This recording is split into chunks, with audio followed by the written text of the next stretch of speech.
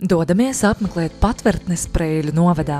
Pašlaik visā Latvijā tiek aktīvi marķētas vietas, kur cilvēki varētu patverties apdraudējuma gadījumā, piemēram, dabas katastrofas vai militāra apdraudējuma laikā. Arī mūsu novadā šādas vietas jau ir pieejamas, kopumā 17.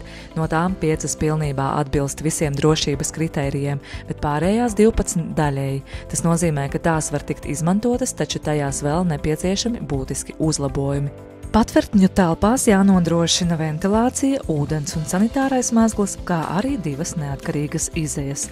Apsekošanas laikā redzam, ka daudzas no šīm vietām šobrīd tiek izmantotas kā noliktavas vai nevajadzīgo mantu novietnes.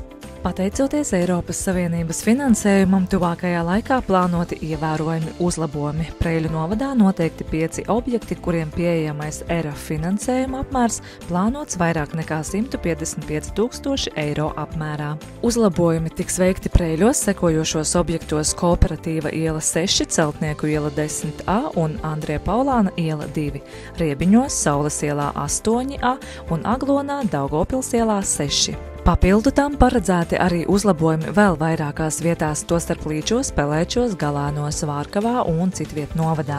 Pie visām šīm ēkām jau tagad izvietotas zaļas informatīvas zīmes ar uzrakstu Patvertne, kas skaidri norāda, briesmu gadījumā šeit ir iespējams meklēt pagaidu patvērumu. Drīzumā Patvertnes zīmes tiks uzstādītas vēl 2 vietās Preiļu pilsētā, Raņa bulvārī 13, Preiļu slimnīca teritorijā. Ja vēlies uzzināt vairāk par konkrētām patvertnēm savā apkaimē vai rodas jautājumi, sazinies ar Preiļu novada pašvaldību.